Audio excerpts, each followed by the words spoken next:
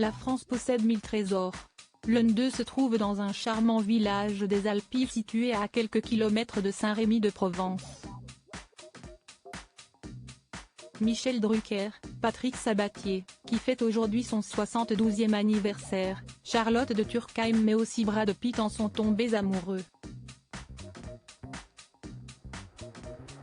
De nombreuses personnalités comme Brad Pitt, Charlotte de Turckheim, Michel Drucker, Alain Prost, Bruno Gaccio et Hugh Grant ont trouvé refuge dans un charmant village des Alpilles, Égalières.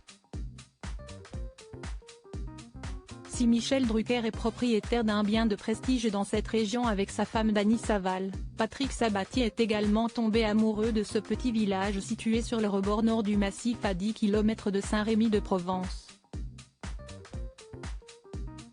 Celui qui fête ses 72 ans peut y couler des jours paisibles. Ici, si est-il l'un des derniers villages à la Pagnole, où tout est excessif, confie le maire René Fontès auprès des journalistes de la Provence. Les people comme vous dites, ils font comme nous.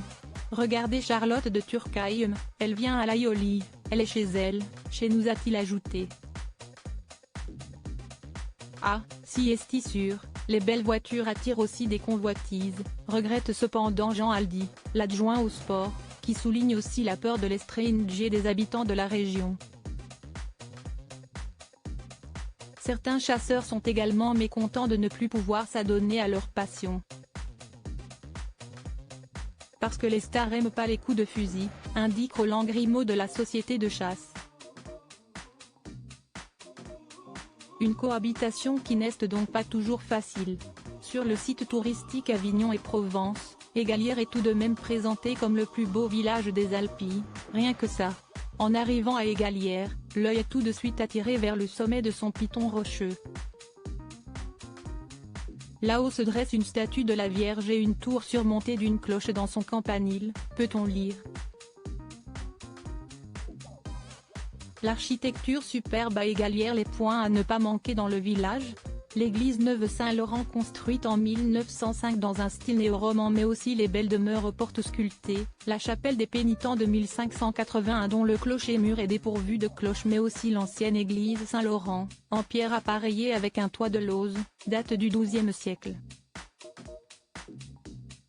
Remaniée au XVIIe. Autre bâtisse à ne pas rater, la tour de l'horloge bâtie en 1672 qui est le symbole de l'indépendance d'Égalières. À côté, du donjon du XIIIe siècle, ne subsiste plus que le rez-de-chaussée voûté.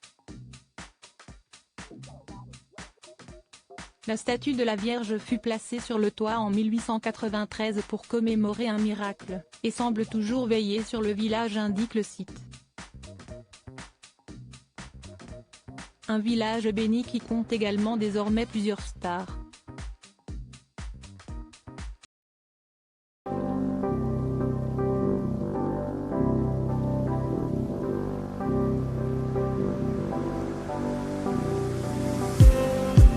Just